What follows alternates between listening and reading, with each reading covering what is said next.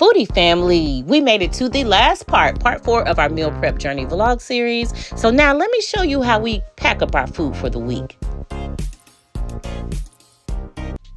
All right, y'all, before we get into it, I'm going to go ahead and ask you right now to subscribe to the channel and turn on your notifications and go ahead and like it because I already know you're going to like what I got to say. So hit the like button. All right. So as you can see, I set up everything buffet style. Then I call in Nick and I just explain to him what I have prepared for us for the week.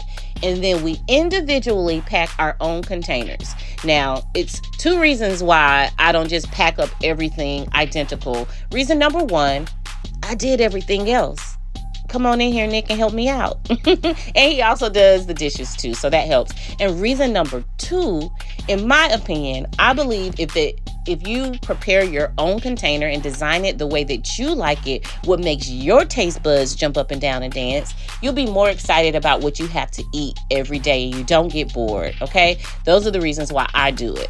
So that is my advice. And as you can see, you probably, if you watched part 1, 2, and 3, comment down below and let me know if you watched it. If you haven't, go back after this video and watch it. But if you watched it, you probably are noticing we got some different food. We got some sea bass right there, some asparagus. Y'all probably like, she did not cook that in parts 1 through 3. Well, this is actually the 2nd week of the meal prep journey. And y'all know I told y'all I lost 5 pounds in that first week. And I did my measurements this week and I'm already down 3.5 inches. So y'all, this meal prep journey, if you're following it, get into it.